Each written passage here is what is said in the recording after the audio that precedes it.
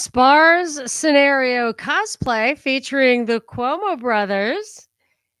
Do you have TDSDS? The Protestor PsyOp marches on, and more. The Monica Perez Show starts now. Hello, everyone. Thank you for joining us today. It is Thursday, May 16th, 2 p.m. Pacific, 5 p.m. Eastern. I can be caught here live streaming on your favorite video platform, especially rockfin.com/Monica Perez and YouTube where you can chat. But I'm going to gather comments from Rockfin, Rumble, Twitter, everything today. So if you're watching someplace else, you can chime in. I'm going to hit everything at comment time, which is the bottom of the hour. And if you are listening to this on the podcast, you should know that I post this right after the live stream is over, Tuesday and Thursday evenings. And the first big story, it's a small story, but it's a big story. The Dow Jones Industrial Average hit 40,000 for the first time today. Now, backed off a little bit, but I have been around long enough to see some of these milestones in the past. And I am sure I was around when the Dow hit 10,000. I think I was like a fully functioning adult. And I don't actually remember that moment. I think I remember 7,000, but I don't remember actually 10,000, but I was there for that. It hit 10,000 in the 90s, and then it hit 20,000 in the aughts in 2007, and it backed almost all the way back down to 10,000 in 2009 when Hank Paulson created a panic. So this is, again, an example of our pathocracy where the Treasury Secretary actually creates panic in the financial markets, which he did because he wanted the big bailouts and everything like that. But it backed almost down to 10,000. So he got his bailouts, and all his buddies who saw that coming got to know that there was going to be a huge correction in the market. So what you do is quietly get some dry powder going so that you can take advantage of that. And I know that he had announced that to some of his friends on Wall Street beforehand. So that was a big problem. Then again, in March 2020, totally predicted by Event 201, where it said that the stock market would drop 40%, and it almost hit that on the nail. It was almost at 30,000, and it dropped back down almost to 20,000 in just in that short period of time in early 2020. I saw it coming and did not capitalize on it. I did not have the dry powder. Anyway, that's all right. But now it is up to 40, which is, not quite, but almost double what it was that day when people could have bought if they were ready and forewarned by Event 201. So I know, I see it, and I think I heard Carlos Slim talk about it. Like, how do you get rich? You wait with your dry powder for a crazy correction like that. I don't know if a correction is coming. I feel like the COVID thing was the correction. I really have absolutely no idea. I've given up speculating that, but it's a noteworthy event, 40,000 on the Dow today. They also, I think the reason for that is that they're saying that inflation is easing. And the whole point of keeping the interest rates high, which would damper, all other things being equal, ceteris paribus, I think they call it in economics, that the stock market would be slightly restrained or greatly restrained from higher interest rates. So if inflation is burgeoning, they're going to keep interest rates high. And if it eases off, maybe they'll ease off on interest rates. They certainly won't raise them. I expected that this whole COVID thing, I believe that a primary reason for the way that for COVID to be rolled out the way it was handled was to correct this zero interest rate problem they had. So I expected them to get interest rates up. Once they got them up past 5%, they were not going to bring them back down under 5% anytime soon. But they are there, they're higher than that now. But I guess this is an idea that certainly isn't going to go up. Maybe it'll go down a little bit. Who knows? If the Fed functions in service to the prevailing party, which is how it's always been thought, you would expect Powell to ease up on rates a little bit as we head into the election so that it would be a stimulus to the economy and it would favor the incumbents. But I don't know. I don't even know if Democrats want Democrats to win anymore. Like, it's so ridiculous. And speaking of ridiculous, Trump and Biden have agreed to 2 debates, one in June on the 27th at CNN and one in September on ABC. And what I didn't realize was that the debates are not the traditional debates. They are not pursuant to the Commission on Presidential Debates, which announced that there would be 3 presidential debates. Now, if these guys participate in them or not, I don't know, but doing their own and doing them early, because the presidential ones are usually towards the fall, if not in the fall, doing them early and having qualifications implied or express that third-party candidates like RFK Jr. might not be able to participate if they do try to make objective criteria, and it's harder for the third-party guys to actually rack up those criteria, however much polling power or whatever. So going early would be more likely to exclude those guys. But it's not even it's not even the official commission for debates. It's just an agreement between Biden and Trump and CNN and also ABC.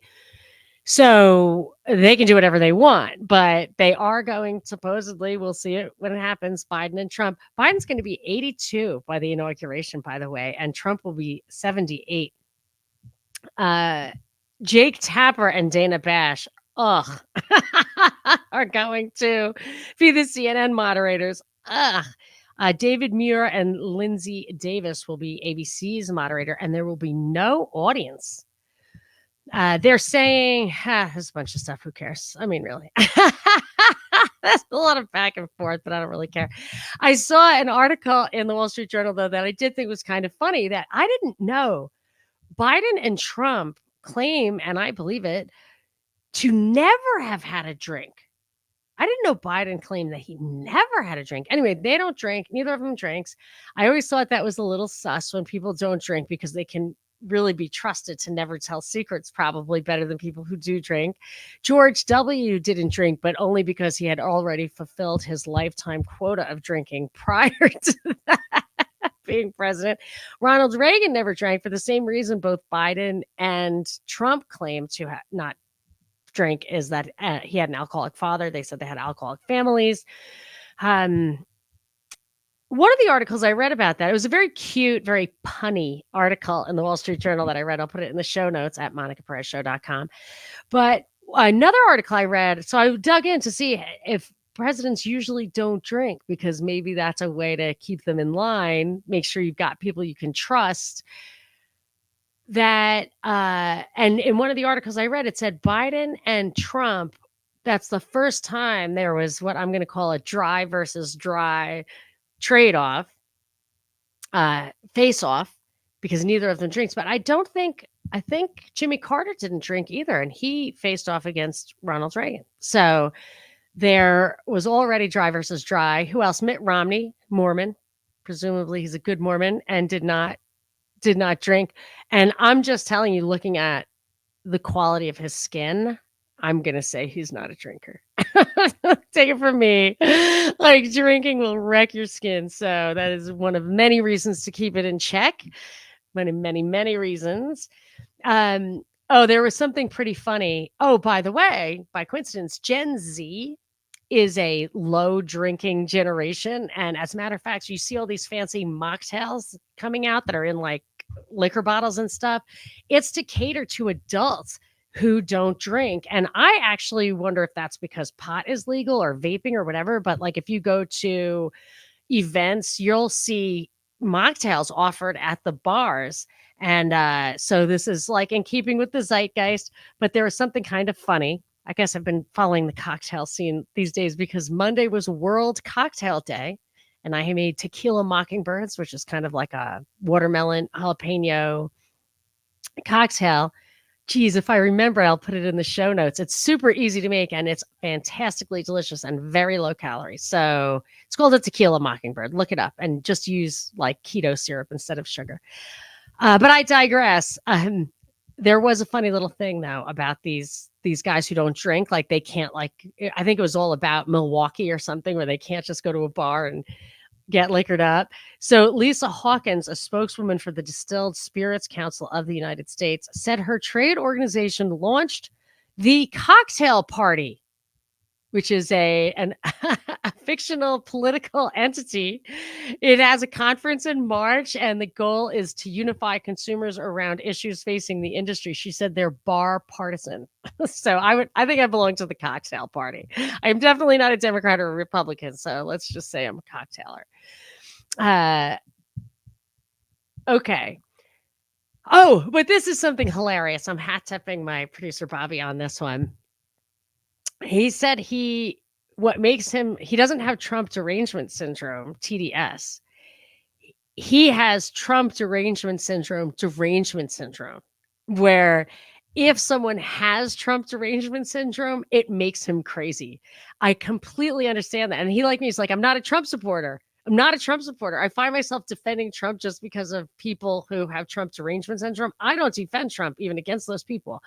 But it makes me absolutely insane when, and I hear this from people, it's definitely, obviously people on the left, like Democrat voters, like, oh my gosh, what will we do? What will we do if Trump gets elected? And I'm like, what will we do if he doesn't? Like, what difference could it possibly make? And, it's not so much that it's not going to make a difference. I mean, it's a show, it's a game. And I kind of feel like if you think Trump getting elected is the biggest risk to this country, you're the biggest risk to this country. And not because you're like a bad person, but because you don't see the true nature of the problem and of the power structure in this country and in the world, and that the real threat, I mean, it's the old thing I used to say on WSB, it's not left versus right, it's us versus them. And Trump is a them, so I agree with you. If Trump or Biden get elected, like this, it's as bad as it could be. But yeah, so if it makes you crazy when people have TDS, you have TDSDS. TDSDS. Okay. Sounds like it sounds like a disease, of course. All right. Here was something crazy that happened. I immediately just dove right down the rabbit hole on this one. Slovakian Prime Minister Fico, I think it's spelled Fico and pronounced like Fico. He was shot twice. Originally, it was reported multiple times, and somehow I read that as like 5 times, and I couldn't believe the guy survived. But he's shot twice, and so there's an article in the Journal today about it. I think it happened yesterday. Gunman wounds Slovak Prime Minister, and I just assumed, like, my first impression, of course, was that, oh my gosh, this is terrible. This guy's shot. And then when I started reading about it, like, so many weird details about this guy and this event. And then I had to go look at the video, and I'm like, meh, I don't know. And I hate out of the gate being like, meh, but I don't know. So let me tell you a little bit of the weird details here. This guy he used to be on the left. He was a social democrat. Served a couple of terms as prime minister of Slovakia. And then his whole administration stepped down in the aftermath of protests surrounding the killing of a journalist who was killed, or supposedly killed, I assume it was, by a businessman who went to jail for it, a corrupt businessman. And the journalist had been tackling corruption, maybe tax evasion, something like that. And he got killed. And there were protests. Really didn't have time to figure out the history of modern Slovakia, but it was definitely, a seminal moment in their recent history.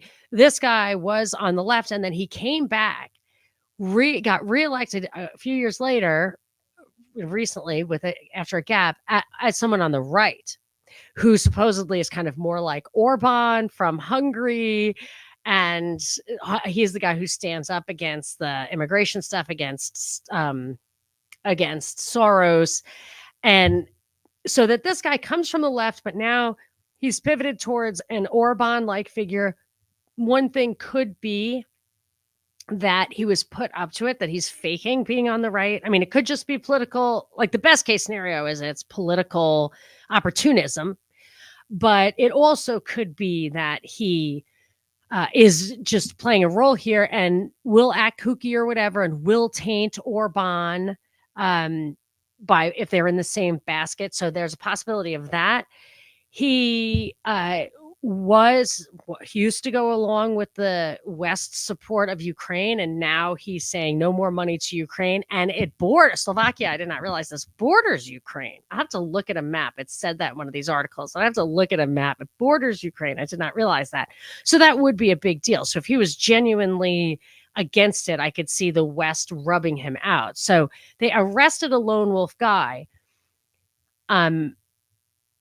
So my theory is either he did really pivot to the right and the West wanted to take him out, or he's this was staged for a political purpose. And there's a lot more little data points under staged for political purpose, which is every article I read addresses this from the perspective of the out of control Slovakian media and how their rhetoric, their strong language, their extremist language is being blamed for this, that the lone wolf shooter, 71-year-old man, was not affiliated with any political group, but was charged over certain issues by the way the media handled it. And some of these articles are saying, the media should really reflect, well, this guy, Fizzo, was leading the charge on instituting policies around the media that critics said would effectively make the media be a completely government operation. It would be totally part of the government at that point. And he said, in lobbying for this, I think it said like 1 month ago, he said politicians are going to get murdered if the media continues to be unbridled like this. And then he himself demonstrates how right he was about that prediction.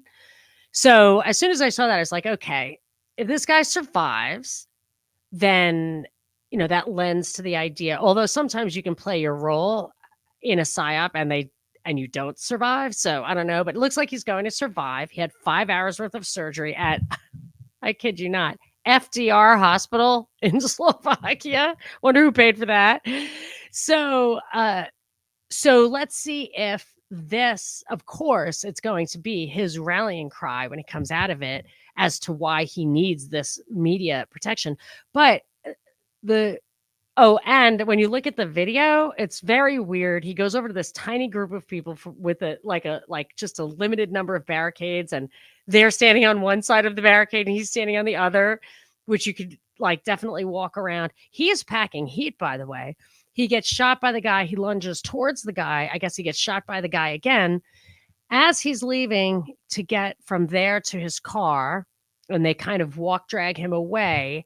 I didn't see any blood at all, but you never know. Maybe his body just ate those bullets real quick and he got into the car. That I'm not saying that was impossible, but what I will say was very, very screwy was when he's helicoptered to this hospital. They had 6 guys on a gurney. Let me see. I count the picture. 1, 2, 3, 4, 5, 6 medics and a suit on the gurney with this guy. And they are walking. I saw the video. They are walking from the helicopter into the hospital. This is when this guy has been, I guess it's kind of like the expression triage. Like he's not in no danger, and he's not definitely going to die. He had a 5-hour surgery that saved his life, and they did not run. They didn't even jog. So that to me is too screwy. So we've been having the same issues of the politicians saying that they are in danger. And there've been a lot of PsyOps around that. And I just feel like I've been wondering what that was all about. I kind of feel like it all started in February 2016 when that ex-Mexican president used vulgarity on mainstream media. And then we started having vulgarity all over the place in political discourse. And I said, this is going to go to violence, like in those, banana republics where they punch each other in parliament. And it took a slightly different turn in that politicians were in danger outside in the world. But from the Supreme Court to Ted Cruz's transportation bill, they are talking about special protections for government They have been restraining our right to assemble. They've been digitizing the public spaces. They've closed down public spaces in the name of COVID. But I just feel like watching what happens in Slovakia will be a little bit of a foreshadowing for what our whole that PsyOp is all about here. Speaking of that part of the world, the East and Russia and such, Putin went to China. I think he might even be there right now to talk about their quote no limits partnership. So I'm listening to this on Fox, and I hear the Fox headline news. So it's just like on Sirius. I'm listening to this chick's saying, ever since Putin allegedly or quote won his election, and I just started cracking up. I mean, could it not be more propagandistic to have like the way they treat this? But the Putin going to China folded into something I was talking about last time, about Lighthizer being this trade union guy. I mean, not trade union, trade policy, like Trump's trade policy guy, where he talks about wanting to use NATO as, a political and military alliance for, as the building block or to leverage the economic alliance he's trying to build. So I do suspect maybe it's a 2-track thing where some people are trying to do it and some people, if we can't get the whole world under our thumb, we'll just break it in two and get our half under our thumbs, about how they're trying to break up the world economically. They meaning people like Lighthizer, like the powers that be. And I don't know if I mentioned the name, but there was, and I've talked about this before, but I keep forgetting the name. So it's Comecon, COMECON, was like the communist economic bloc. And they used their political alliance for economic purposes. And they had, that was the basis for their non-exchangeability of currency. So they said, if you can't exchange the currency, it's much harder for them to encroach, for the West to encroach on our economic bloc. And I feel like maybe we get the CBDC, but we've been doing so much to separate the financial systems of East and West. And that just kind of confirms to me my theory that they're working on a Comic-Con. I mean, it's not just a theory. Like I've heard, I don't know if it was Janet Yellen or somebody like that actually say we need a Comic-Con. So I think it's definitely something they're considering and in part or in full working towards. But yeah, this whole, one of the things about the Slovakian Fico shooting is in these articles, they're talking about how the EU hasn't had any political violence or very little. They mentioned by name Olof Palme and the Swedish prime minister who was killed in the 80s as being, just one of the few things that's happened in the past 50 years. But that also shadowed a little bit some of the language I've been hearing about how Europe hasn't had a war in so long, but now Ukraine, because of Russia, yada, yada, yada. So it seems to me that a degeneration in Europe is afoot. I mean, these are all PsyOps, but it doesn't mean that people aren't really getting killed. They're not really moving us towards, hot war or even a cold war. I don't know. I never read comments while I'm going. However, I have to read this one real quick. Monica, I worked in EMS. You never run. It causes panic, and panic is contagious. You walk to signal you have everything under control.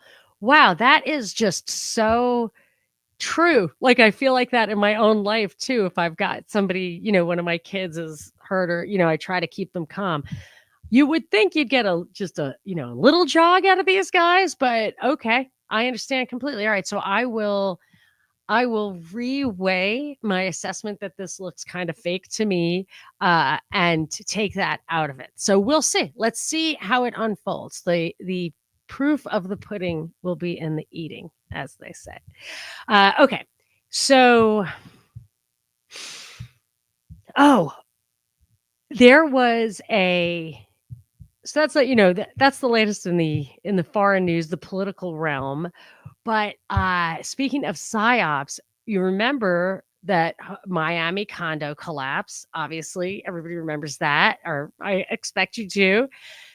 That thing was such I mean, it collapsed, but it was planned. I mean, it was planned. And I speculated as to why, but it was very clear that it was meant to have overarching, widespread policy implications about building codes.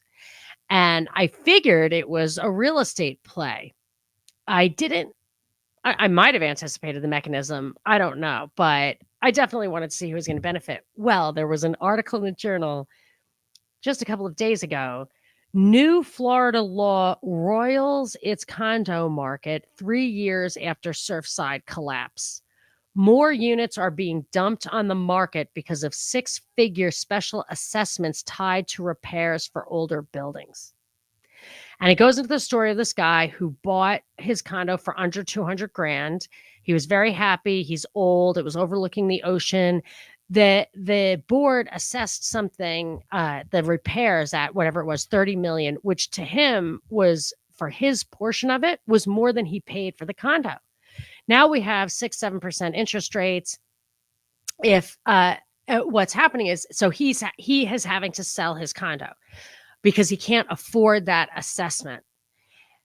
The problem is a lot of other people are doing the same thing. These are people on fixed income in an inflationary market. They probably don't have the leeway to come up with that money. I don't know if the condos are required to offer them financing or what, but because people are in this guy's position, they're dumping on the market. The prices are falling and the people can't sell. They have to sell at rock bottom prices as quickly as possible.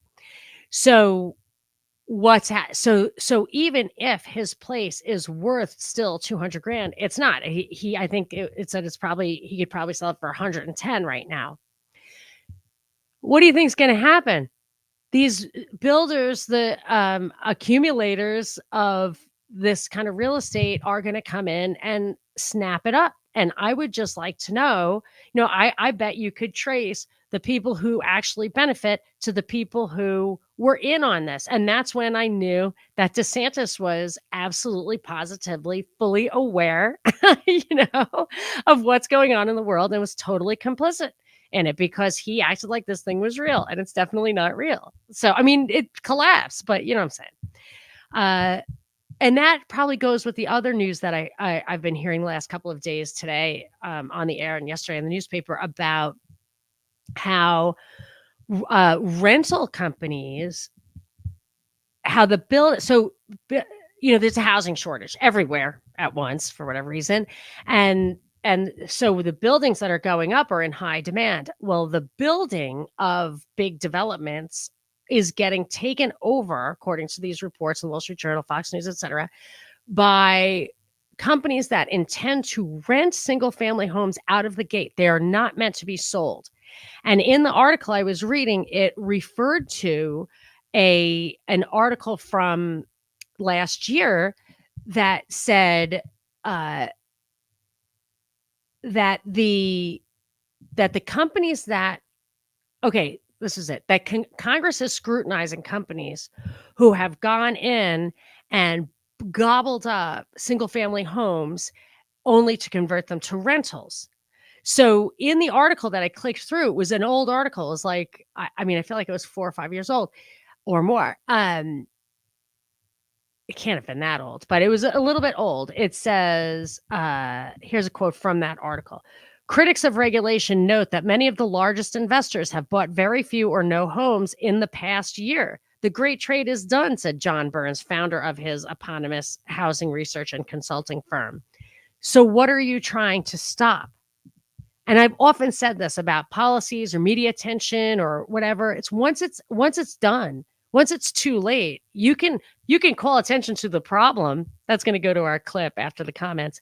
So my point is just that they've already gobbled up existing homes and that went away. That's what Congress is focusing on. By Congress focusing on that, they can blame Congress or actually be encouraged by Congress to go take over the new building market. because that's what they're doing. So that's going to make the whole problem even worse, because now the only place where you can get new single family homes are all going to be rentals. So I thought that was kind of crazy.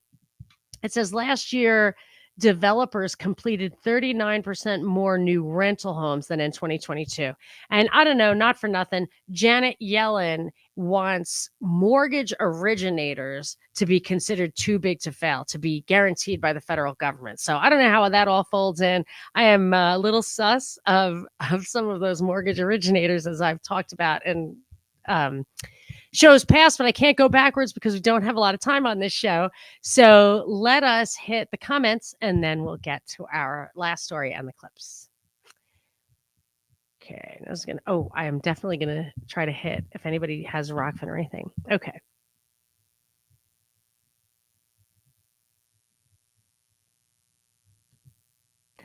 Whipped cream from a cow believes Trump was installed in 2016 by, quote, they. I agree with you.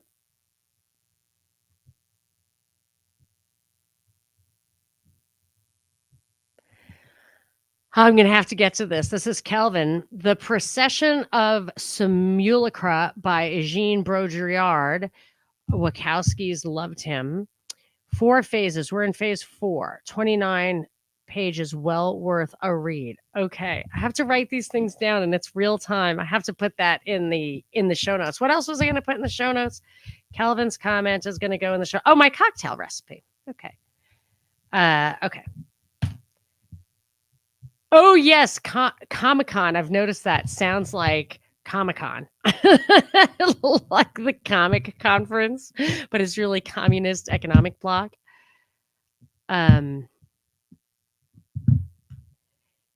Clint says, we don't remember the size and complexity of our mostly unconstitutional government.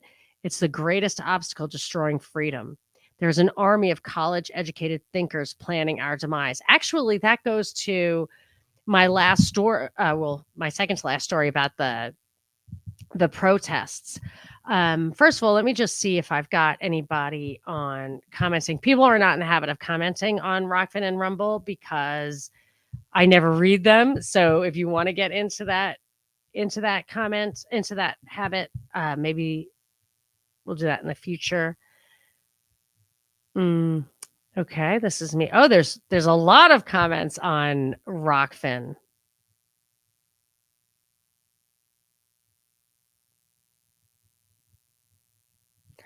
Okay, but it's not actually for this show. There's a chat going that I can't decipher over there. So, all right. So this is, kind of a fail on trying to get other comments. However, you always have to try and then try again. So we shall do that. And let me just see if there's anything on Twitter. Twitter's a little tricky too, because I can't really see. It'll just be live along the top and I'm not seeing that. So, all right, I'll have to deal with that another time. Okay, so let me just hit that little last story about the Harvard. This was an article today. Harvard was unresponsive to anti-Semitism. House committee finds. University ignored recommendations from an advisory group and failed to act on student complaints, reports said. So here's where that flows from Clint's comment. I talked about this Anti-Semitism Awareness Act last week, and I didn't point out like the two things that was why I brought the story in the first place. I think it's because my son was puking. One is that as a bottom line position, I don't believe in anti-discrimination policy at all. So the exception would be in a public place or public institution or public money. But to Clint's point, there should be basically none of that. It should just be courts and law enforcement. And yes, you can't discriminate against people. You have to treat everyone the same under the law. I mean, that is the law. You don't need to make other laws to make that the law. And you don't need laws to control quasi-private stuff that's really public stuff, because there shouldn't be public stuff. You shouldn't have Title VII that takes away financial funding from private institutions. Just don't give it to them in the first place. So I don't like anti-discrimination laws at all. And that's the main reason. So I was focusing on the language of the Anti-Semitism Awareness Act, which was highly controversial. And then I realized, of course, it was controversial on purpose, because they will then take that back and put something else in its place, because you've kind of just quibbled about the price. You haven't talked about why it doesn't belong at all for any discriminatory practice regarding any group of people. We don't need that. And and right now, the way it's written, it pertains strictly to the stuff that gets financial funding, but who knows how they'll reword it. And that goes to my other point, which is I have felt that the protesters are there to like pump up the volume and mix up the issues. So Zionism was one thing, which in this bestseller, like a New York Times bestseller, Lawrence in Arabia, they talk about how when Israel was established, I think it's probably a majority of Jews in Europe thought it was an anti-Semitic plot to undermine their, centuries-long battle to be viewed as citizens of the country first. And, Jews, like other people, are their own religions. And they thought this had a risk of painting them in a bad light, a disloyal light, which is something that is included in this Anti-Semitism Awareness Act. It's like you're not allowed to say that Jewish people living in your country are Israel firsters. Not allowed to say that. So it's a real concern, right, for them. And but the problem is when you get in the habit of lumping all that stuff together and then including just regular, citizens of your country who are Jewish, and then it bleeds into actual anti-Semitism, then you have a, that's unjust for sure, because you're just categorizing people like that. But that's also the trap that you would walk into. And I feel like this, casual approach to that has been a trap. And the fact, I've been wondering why the protesters from the very, very beginning, from day one, have gotten so much attention from the media.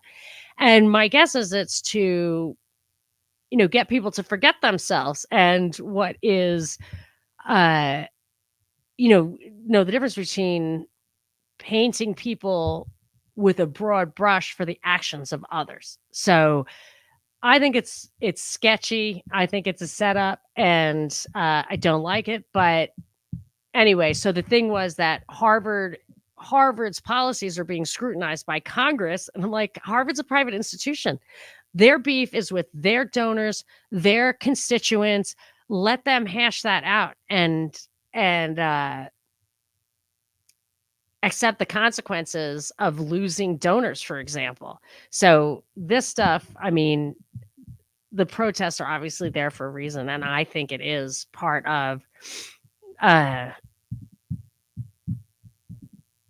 maybe it folds into the censorship stuff with the media that they were talking about, that I was talking about in the earlier story. Okay, so before I get to my story with the clip, I wanted to, it was Mother's Day. So I wanted to shout out to all the mothers. I forgot to do that. It was my first Mother's Day without my mom. And I had this weird insight because I was really missing her right then. And the insight was this. So I'm talking to people like who maybe have lost both of their parents or haven't and don't know. One of the weird things about it is that, like, everybody's just doing their best living their lives, right? So you're doing your best and nobody really cares that much. Like, your husband, your kids, your coworkers, whatever, they're just doing their best to live their own lives. So if you do something, that you're proud of, whatever, like, nobody cares. But your mom cares. My mom cared. I care about my kids. And a friend of mine put it very well. She said she was a witness to your life. So things that were, seemed insignificant had significance because she cared about it. And then I started to like I have a feeling of, so what's the point, right? Like, what's the point of doing all this if nobody cares? And I also thought, not just, this, but just your whole life. And then I also thought, if you do like respect your parents' values and try to live them, they're the ones who are can validate that for you, make you feel like you've done a good job in a way only you two know. And that's also gone. However, that's where where it's helpful to have faith, because it's nice to think that they are, that your parents continue to be a witness to your life. But also, I think that this is very supportive kind of atmosphere where the people here talk to each other on the basis of, shared values and trying to give each other some validation for standing firm to your principles and your values and living that, even if nobody really gives you credit for it. So just like a little insight that I had on that, wanted to share. And also, I have my little note here. Just give a shout out to True Hemp Science and use promo code Monica. You don't know what you're going to get. He said you can actually write him a note and he'll send you a little goodie if you tell him you listen to my show. But here, okay, so talk about family values. Both Cuomos have been in the Twitterverse these days because of their strange COVID comments. Both of them have led the charge in some of the worst COVID governmental and media atrocities during COVID, where now the Cuomo clip that I have here is actually from September, but it's just getting more hilarious as people are experiencing about faces. But the big news was Chris Cuomo on PBD's show last week, and I think Jimmy Dore did a great job of tearing it apart. And I've got all the links to that in the show notes at monicaperezshow.com. There, I talked about an AstraZeneca lawsuit in England. There's one here now. AstraZeneca is completely off the market, the COVID vaccine. Oh, maybe that's why I got taken down from Facebook, maybe forever. And that's where all my WSB listeners were, who were coming back and listening to the show again. So I don't know. That will stink, but whatever. So there's a new understanding of, new appreciation for some damage that's doing. But what Cuomo got on and said on this show, it was just unbelievable. He said, this was just the other day, Chris Cuomo, which, I mean, I don't even have to give you quotes, although Jimmy Dore did like catch him red-handed, but I mean, he was the worst. He was one of those like put people in jail guys. He said, who's reported, this is recently, just the other day, who's reporting on the increase on all these net mortality things? Me. You won't see a story about it anywhere else on any of the big media platforms. I'm doing it with my doctor, who's afraid to talk about it because she's afraid she'll have people come after her practice, but she's doing it anyway because she cares. So if I was part of some conspiracy to have people be sick, I wouldn't be reporting on things. I wouldn't even be telling you I am sick. Okay, this goes to these other things that I've said in this show and other shows. When it is too late, it is easy to be the guy who is speaking out. When it doesn't matter, when the ship has sailed, when the damage has been done. If this chick or guy, chick, doctor, had been stand up all along, like Anthony Raimundo of lawyers, if she had been stand up all along, she'd have lost her license. So she doesn't have to be afraid of it. It would have happened already. So that made me absolutely banana. But the reason I wanted to tell you about this, Bill Maher had one of these things too. Like, I was right all along, the Wuhan lab thing. I wasn't crazy. Please, with these people. I mean, it's so nuts. However, it is straight out of SPARS, the SPARS document, where it was 2017 document on Johns Hopkins website. It was called, what was the subtitle of it? snap, a futuristic scenario for public health risk communicators.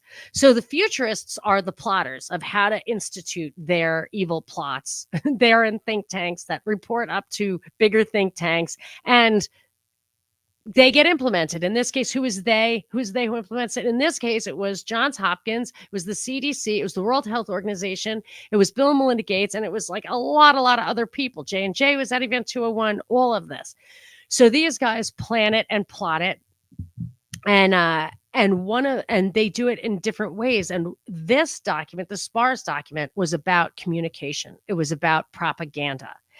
And they ask a lot of questions. They set up scenarios, and they say that it's like for discussion. But I know people, or someone sent me an email saying, like, the way it works is they send this stuff out, and there are people on the ground at your institution who are part of an organization or a network or get a memo or an association, a trade group or whatever, where they are told how to interpret this stuff. So it looks like, and I think that goes to the whole consensus building from Rand Corporation and the Delphi approach, that they start, that they know how to lead the conversation when these things do get discussed. But this scenario thing was nuts, because every single scenario has come true. And now we're in like the appendix area, and that's coming true.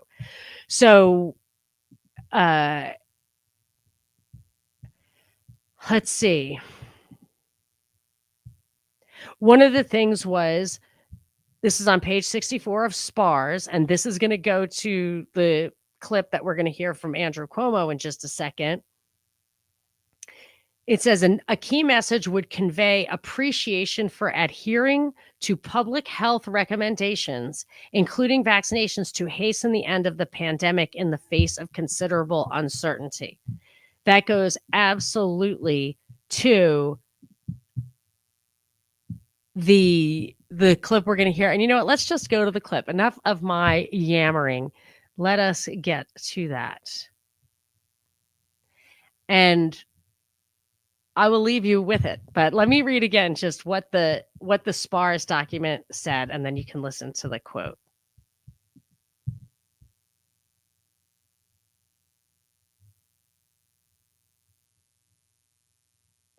It says, a key message would convey appreciation for adhering to public health recommendations, including vaccination, to hasten the end of the pandemic in the face of considerable uncertainty. It goes on to say, the president agreed, this is a scenario, the president agreed to address the country's resolve and recovery in the face of SPARS. Top risk communication advisors from the CDC, FDA, National Institute of Health, and SAMHSA conferred as a group about how best to frame the president's remarks. So this is like a fake thing, but of course it's real. Like, it's really how it works.